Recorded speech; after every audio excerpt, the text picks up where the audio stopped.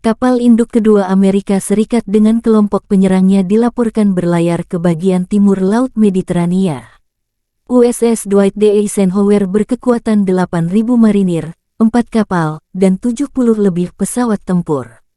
Kapal induk ini akan bergabung dengan kapal induk Gerald Ford yang lebih dulu merapat. Dalam pernyataannya, AS mengatakan akan memindahkan kapal induk kedua ke Mediterania Timur sebagai tindakan pencegahan terhadap Iran dan Hizbullah Lebanon.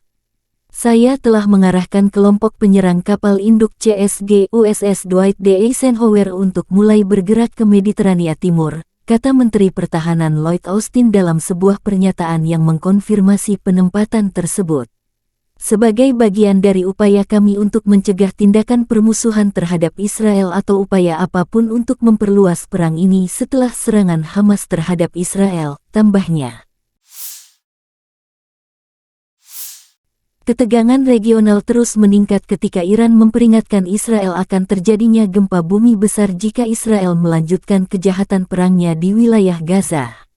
Ketegangan akibat perang Israel-Hamas dilaporkan terus meningkat. Menteri Luar Negeri Iran Amir Abdollahian bertemu dengan pemimpin Hamas Haniyeh di Doha, Qatar. Haniyeh, pemimpin Biro Politik Hamas, telah tinggal di Qatar sejak akhir 2019. Pertemuan pada Sabtu malam tersebut merupakan pertemuan resmi pertamanya dengan para pejabat Iran sejak serangan Hamas di Israel Selatan. Dalam pertemuan tersebut, keduanya sepakat untuk melanjutkan kerjasama untuk sepenuhnya mencapai tujuan Hamas dan rakyat Palestina, menurut siaran pers Hamas. Haniyeh menyatakan bahwa apa yang terjadi setelah pertempuran ini adalah sejarah baru yang tidak akan sama seperti sebelumnya. Amir Abdollahian juga bertemu dengan Perdana Menteri dan Menteri Luar Negeri Qatar Mohammed bin Abdulrahman bin Jassim Al Thani, mengatakan kepadanya bahwa jika kejahatan rezim Zionis terhadap rakyat dan warga Palestina terus berlanjut, tidak ada yang bisa menjamin bahwa situasi di wilayah tersebut akan tetap ada sama, menurut media Iran. Kunjungan Menteri Luar Negeri Iran ke Qatar terjadi sebagai bagian dari kunjungan Amir Abdollahian ke Irak, Suriah, dan Lebanon dalam beberapa hari terakhir.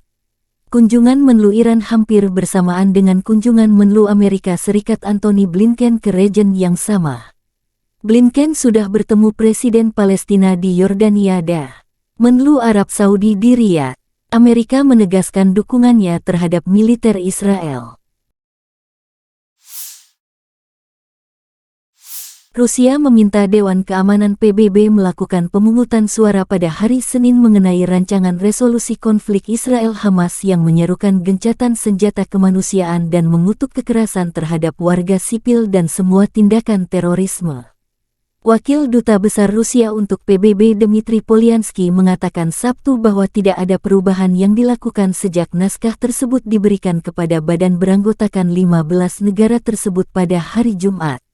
Pemungutan suara dijadwalkan pada pukul 15 waktu setempat pada Senin. Rancangan resolusi 1 halaman itu juga menyerukan pembebasan sandera Israel oleh Hamas, akses bantuan kemanusiaan, dan evakuasi aman bagi warga sipil yang membutuhkan.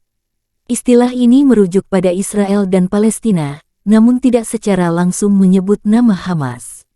Resolusi Dewan Keamanan PBB memerlukan setidaknya 9 suara setuju dari 15 anggota dan tidak ada veto dari AS, Inggris, Prancis, Tiongkok, atau Rusia. AS secara tradisional melindungi sekutunya, Israel, dari tindakan apapun di Dewan Keamanan. 15 anggota Dewan Keamanan PBB saat ini adalah Amerika Serikat, Rusia, Tiongkok, Prancis, Inggris, Kenya, Tunisia, India, Norwegia, Irlandia, Meksiko, Vietnam, Estonia, Niger, dan Saint Vincent Grenadines. Israel menggempur Gaza semalaman, termasuk serangan di kota selatan Khan Younis, sementara pejuang Hamas meluncurkan roket ke kota Tel Aviv di Israel. Pengeboman tanpa henti terjadi ketika militer Israel menyatakan kesiapannya untuk memperluas serangan terhadap Gaza dengan serangan terkoordinasi dari udara, laut, dan darat.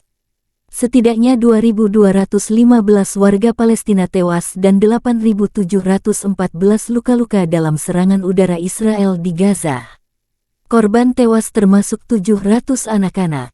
Di tepi barat yang diduduki Israel, jumlah warga Palestina yang tewas akibat tembakan Israel dalam sepekan terakhir telah mencapai 50 orang. Sementara korban tewas di Israel mencapai 1.300 orang termasuk 256 prajurit dan lebih dari 3.400 orang terluka.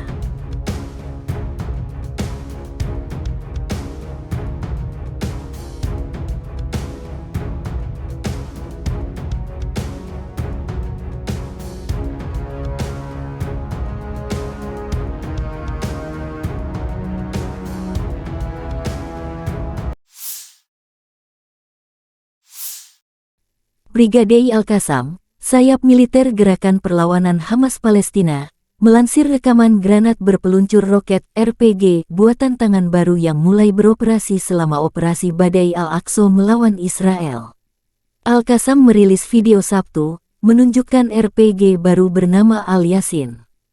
Video juga menunjukkan granat berpeluncur roket digunakan untuk menargetkan tank Merkava milik rezim Israel. Video dipublikasikan menyusul rencana serangan darat Israel ke Gaza. Terpisah, militer Israel menunjukkan rekaman roket Hamas diluncurkan dari jalur Gaza menyasar musuh. Beberapa saat kemudian, pesawat tempur Israel melancarkan serangan ke koordinat peluncuran roket Hamas. Video dirilis militer Israel tanggal 14 Oktober tahun 2023.